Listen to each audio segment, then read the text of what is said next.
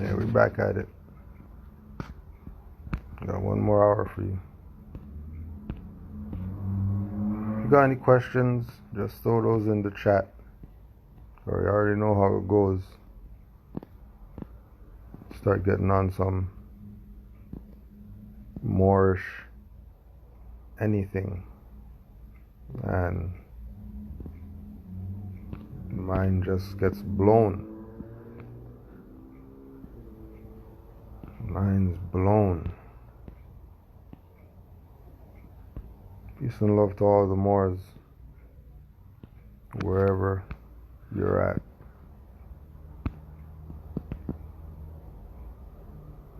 Wherever you're at. Honors to all the mothers.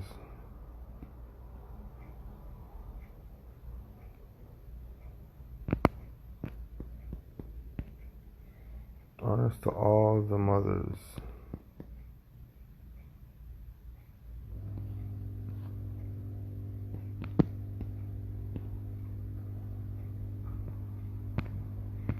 Peace and love to all. We're back. So, we're talking about Moors in MesoAmerica and why people are telling you about Indians and all this, but the conquistadors, no, they said Moors. Oh, the Indians? Oh, yeah, they look just like the Moors. So if the Indians look like the Moors, then why are people thinking that they're Indians?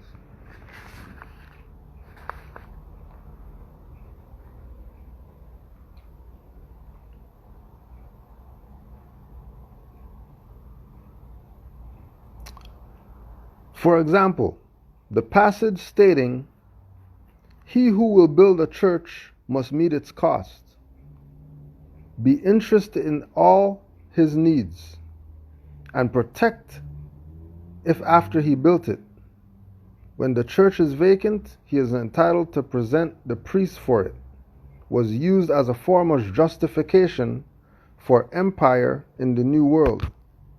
Alfonso's concept of patronage certainly influenced the patronato real in the New World, whilst the medieval Spanish social system erected upon the privileges of conquest, of which the document was a product, may have also nurtured the idea of the encomienda labor system. Oh, there's labor again, not work, huh? Interesting. Interesting.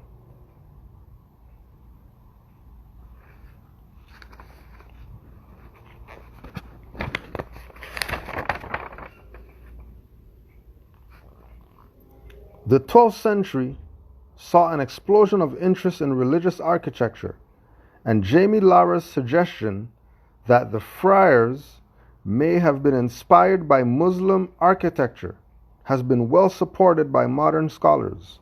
However, Lara's explanation is limited in the practicality of the mosque's raised worship spaces for mass evangelization, and denies the friars were influenced by Islam. Such a view in isolation is insufficient when considering design aspects of some New World churches derived specifically from the Great Mosque of Cordoba. Only recently receiving close attention from historians, none have yet found a satisfactory explanation for the appearance of these particular buildings. This thesis will explore the possibility that the mendicant friars, many of whom had first-hand experience of Muslims in Spain, were deeply affected by the cultural products of Al-Andalus and prophetic works connected to the Reconquista. They sought Old World antidotes for solutions to the New World phenomena in the same way as those recording events on paper. As architecture can be seen as a genuine expression of a society, a more detailed analysis of the Islamic aspects of the churches can tell us about the effect of the Muslim occupation of Spain and the mindset of the Christian friars who sought to build an idealized Christian society in the Americas. How come they want to build a Christianized society in the Americas, but they're copying Islamic architecture? And the Islamic architecture is Moorish. It's not Arab or nothing like that. It's Moorish. Moorish architecture. Just go look it up. How come these Christians are following Islamic blueprints? How come they're not following Christian blueprints?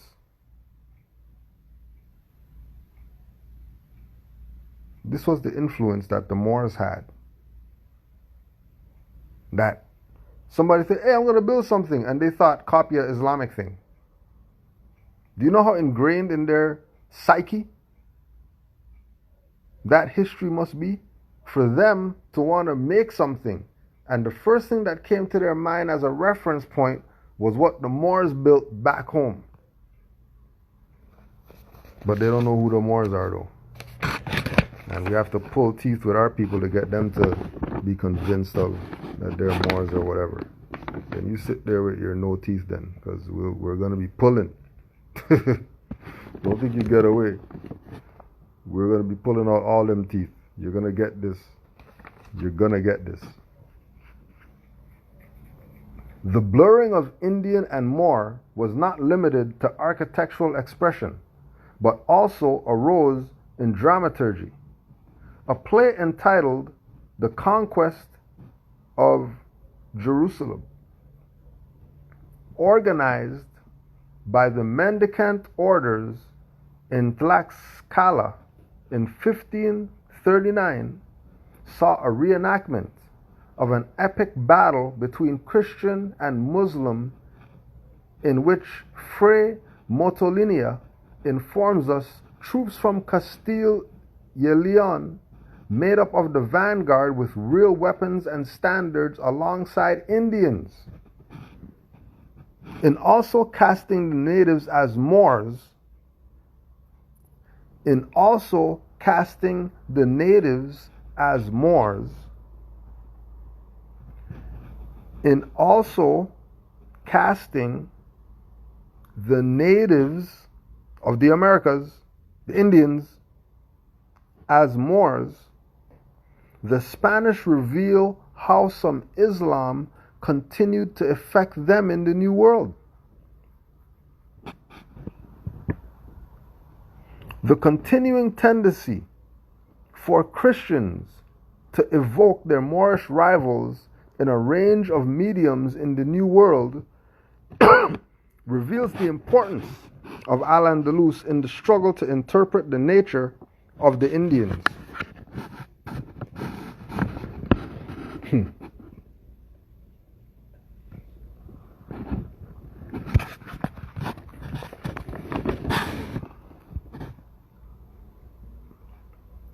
Right. The continuing tendency for Christians to evoke their Moorish rivals in a range of mediums in the New World reveals the importance of Al-Andalus in the struggle to interpret the nature of the Indians, as well as their primary goal for liberating Jerusalem.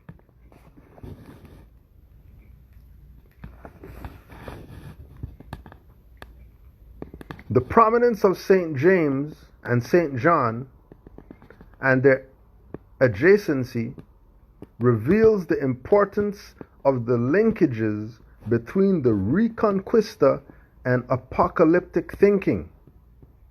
In part one of this dissertation will be the suggestion that descriptions of Indians' clothes and buildings decorated in a Moorish fashion, along with comparisons linking Indian to Moor, reflected an inability to rationalize new surroundings and experiences, and highlighted the deep-rooted impact of the Reconquista and Al-Andalus on Spanish epistemology. Part 2 will argue that the practice of using Moorish Spain as a reference point for the depicting of the natives was a direct consequence of a unique medieval and early modern prophetic tradition that emphasized the importance of Islam in Spanish aspirations.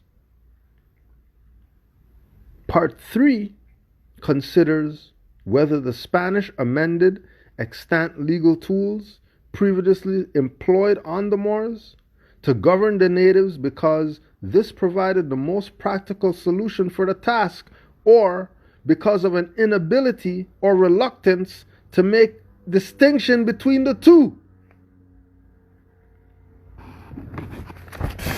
Yo, don't let anybody tell you that you're Indian. Moors in Mesoamerica. The impact of Al-Andalus in the New World. Right. Read that part again. Part 3 considers whether the Spanish amended extant legal tools previously employed on the Moors to govern the natives because this provided the most practical solution for the task, or because of an inability or reluctance to make a distinction between the two.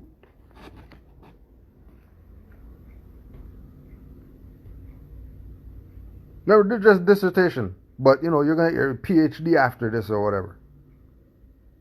So, the author's writing about the Indians were just like the Moors? That you couldn't even distinguish between an Indian and a Moor? What's that tell you? That Moors are Indians? No, it doesn't say that. Because you never heard nothing about Moors building any teepees and none of that BS. So the Indian stuff is a ploy. There's no such thing as even that.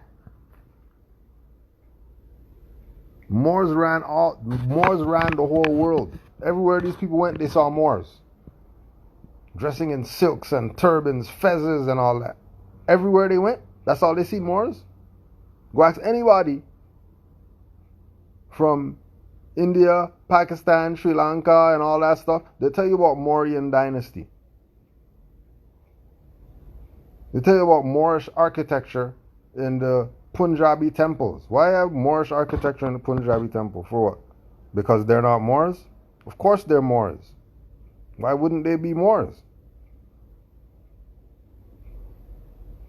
We just showed you the fez on Vishnu. What do you mean?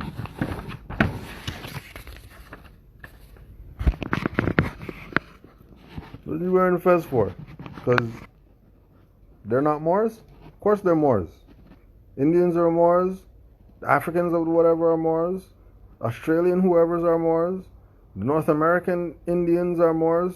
All of them are Moors. All of them. Everybody knows too.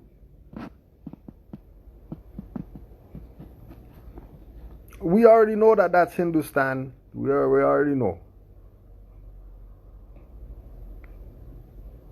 We already know that's not Sri Lanka, that's Ceylon. We already know. We're talking for the people who only know it by that. But just so you know, we know.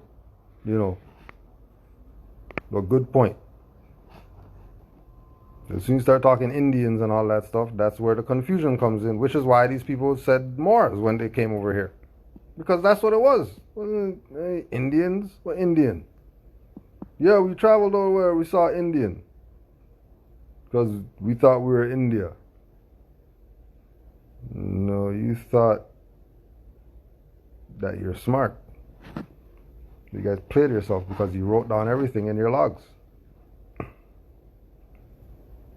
Indian comes from Los Sin Dios, Vatican term, for those without God.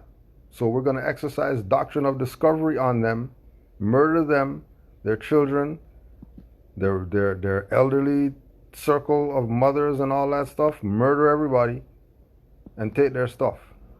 That's why when we said people owe a great debt to the Moors, people are looking at, Spain only. No, the world.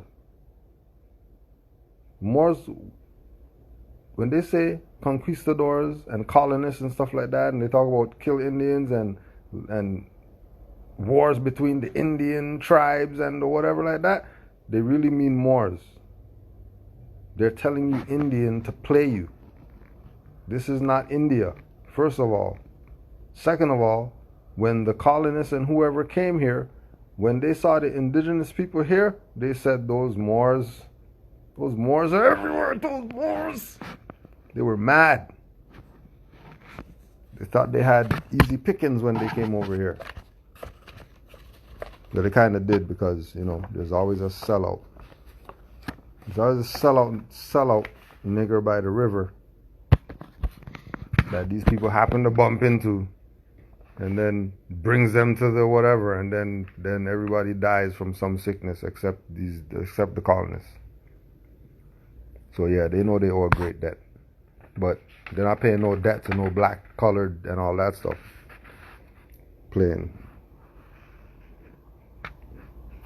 They're definitely not playing those games that our people like to play. They're not going there. Well, this ain't even a book. It's a dissertation called Moors in Mesoamerica. The impact of Al-Andalus, which is really Spain, and the New World, which is really the Western Hemisphere, which is all part of the Moroccan Empire, which is why there were Moors here.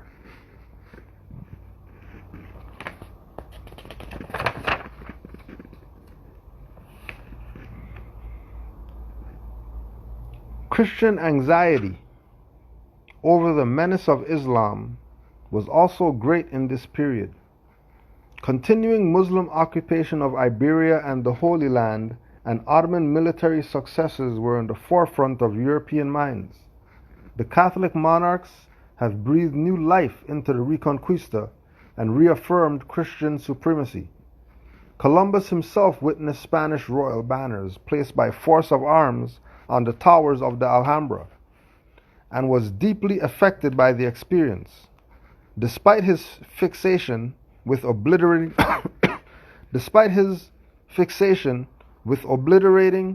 the sect of Muhammad and his ultimate goal of recovering Jerusalem by sailing west, Columbus was fully aware that the Indians he encountered on Hispaniola were not themselves Moors. The Genoese noted that they had no creed and therefore could not be Muslim. Vespucci applied a similar logic. Amongst these people, we did not learn that they had any law, nor can they be called Moors or Jews, as they are worse than pagans, because we did not observe that they offered any sacrifice, nor even had they a house of prayer. Their manner of living, I judge, was Epicurean.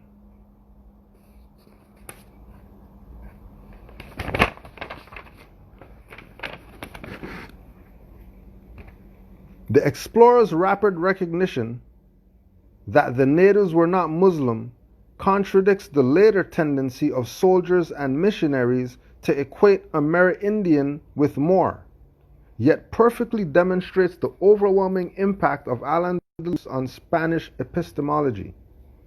This habit owed much to a lengthy coexistence with Islam, albeit late medieval Christians had become well accustomed to the characteristics of their neighbors' religious practices. Columbus and Vespucci reference to the earthly paradise mark the beginning of an inclination to apply old world knowledge and reason to events that had no precedent.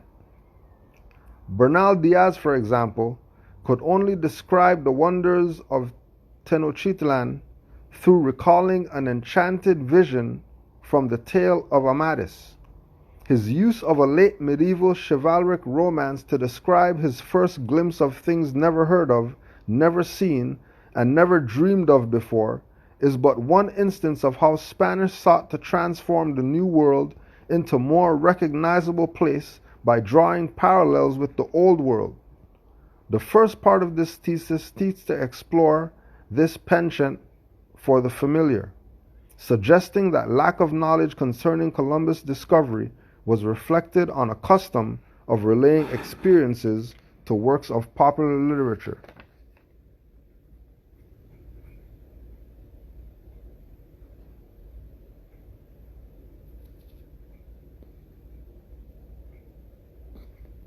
It's all the history of the Moors, all over the world. Worldwide history. And they don't want our people to know.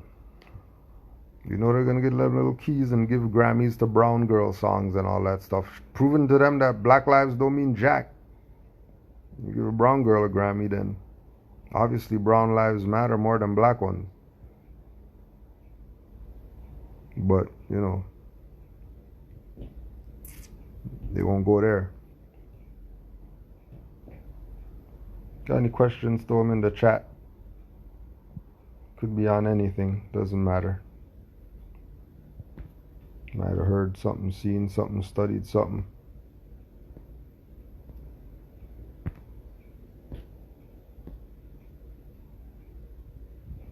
Nationality is the order of the day. And declaring that we're Moors is a very positive thing in these times. But remember,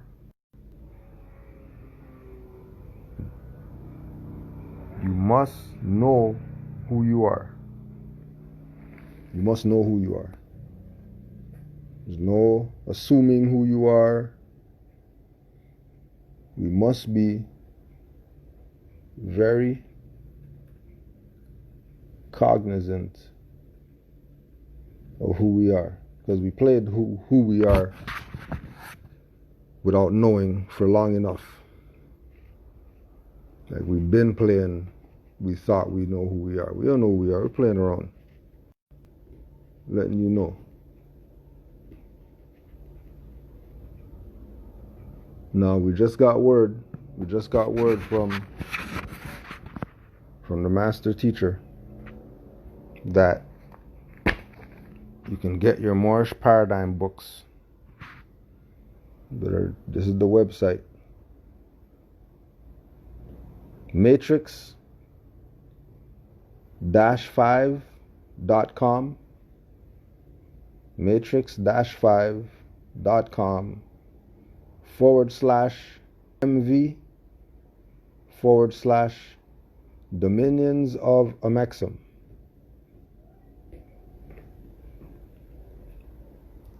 Matrix-5.com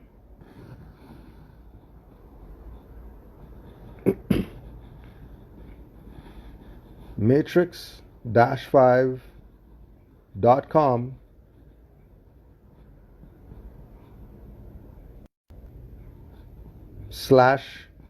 /MV Mother Victor MV/Dominions of Amexem /.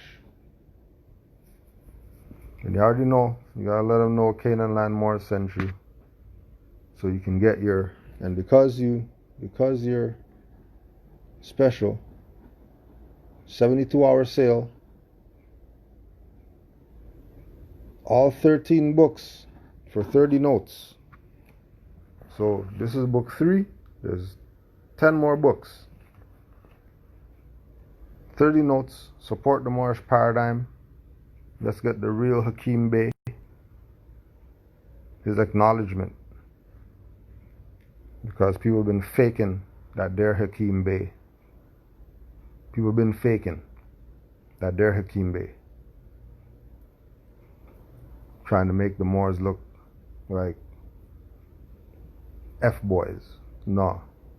So make sure you go support the master teacher, Hakim Bey, 93.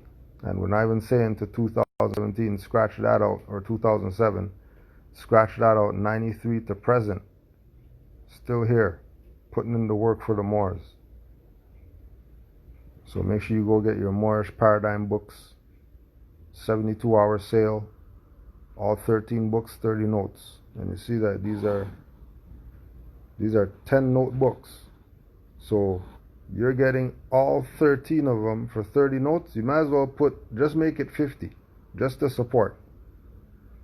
Just to support. Because again, we're not getting nothing off of this, but we know the master teacher. If you ride with Canaanland Moors, then just drop a 50 and get the 13 books. So just tell them the 20's on the strength because Cujo said. Right? We have to honor ours now. You're not giving them flowers and stuff like that. You give them what they need right now.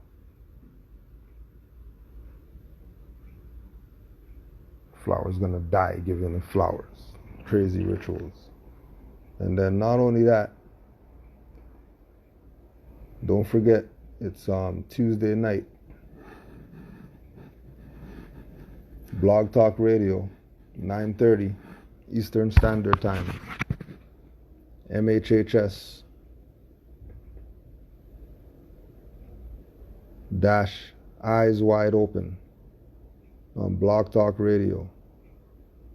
Call-in number 563-999-3403.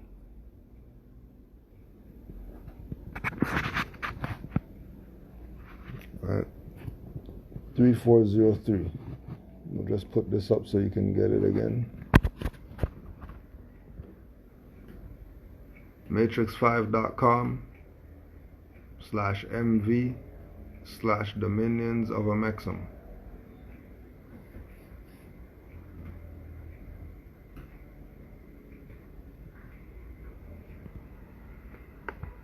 So we want to give honors to the master teacher for the work that he put in. Because he put in his work. Been putting in work. Still putting in work.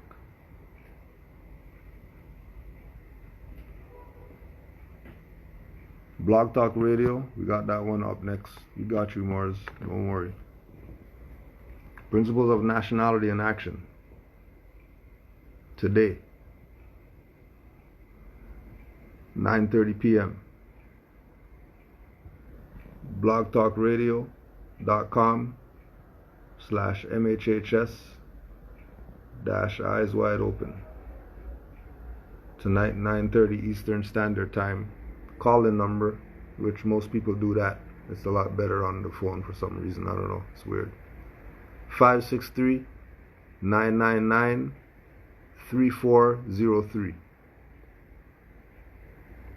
Yeah, that's what I was saying, for real. Put the 50, because what you're getting for 30 notes is not even fair.